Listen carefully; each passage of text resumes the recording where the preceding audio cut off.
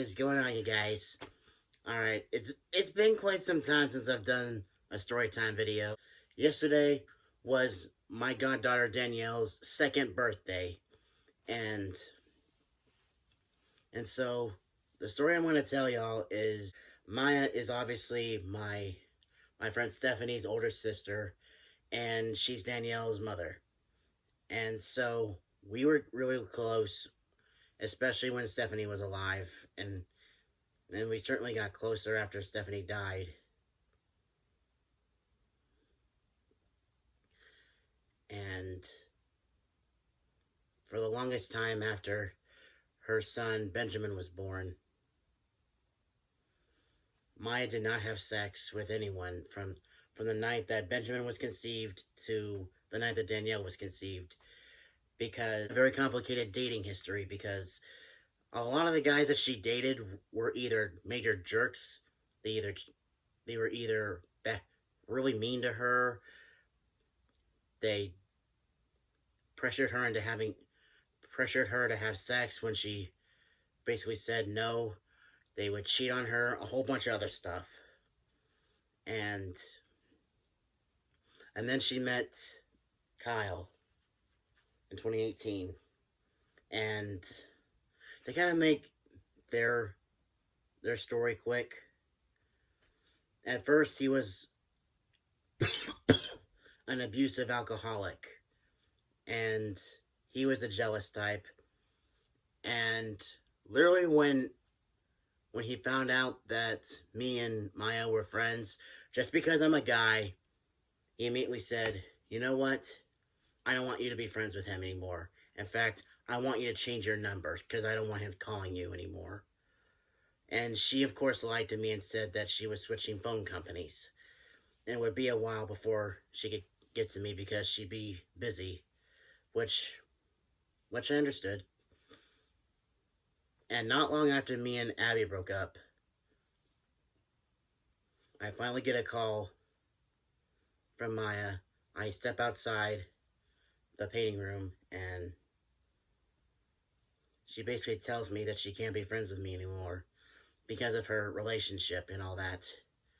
I spent the rest of that day in tears, and then I later found out that he was abusing her. And I basically threatened his life. Basically said, if you don't get sober, if you don't get your act together, if you don't go to therapy to fix your abusive tendencies and to fix everything wrong with you, if you don't do that, and if I hear that you lay a finger on her one more time, I'm going to drive up to Detroit and dig a 6-foot hole in the ground and drop your punk ass in it, dead or alive. And within 6 months, he was sober. He wasn't abusive anymore. And he's been sober ever since. Maya finally came out as bisexual to him. She was finally able to be herself. And the point of her coming out was with her past boyfriends. She could never be that honest with any of them, because she always felt like basically they would dump her. She basically says that those guys were the type of people to dump someone like her for being bisexual just because she's bisexual, and then downright accuse her of cheating on them with one of her female friends and all that.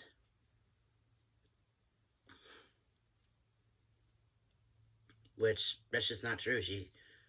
By the time she came out, she had never been with another woman. She's never even kissed another woman, except her mom. And finally, when she finally came out, he stayed with her. After their 1-year anniversary, they did the deed.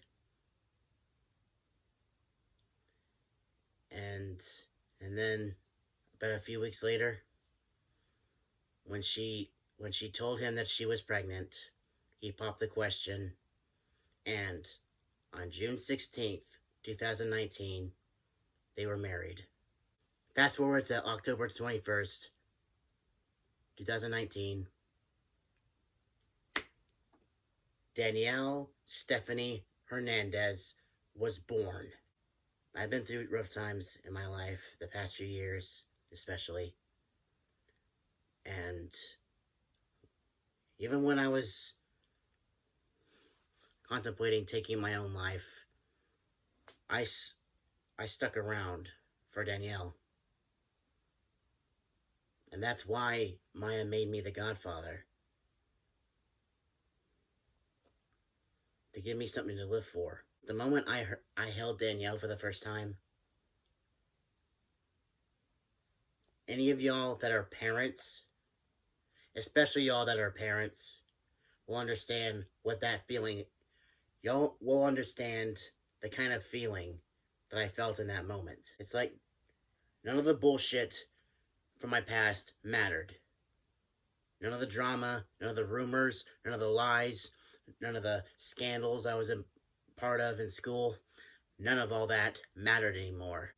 Because the baby I was holding in that moment not only meant a lot to me, but I knew that later down the line I would mean a lot to her. And that kept me going. And it still keeps me going. 2 years later, I've pretty much FaceTimed with Maya nearly every day just so I can see my goddaughter. And even on my worst days, it still put a smile on my face. Now that she's talking, I was actually her first word. She calls me Gotti. Danielle's not only a miracle in my life, but Maya's life, Kyle's life, even her brother Benjamin's life.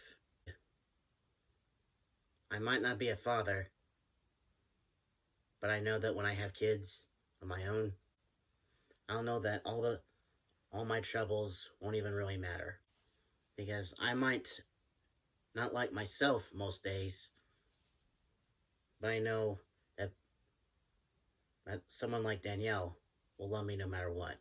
Hope y'all enjoyed the video, and until next week, stay awesome and stay positive, everyone. See ya.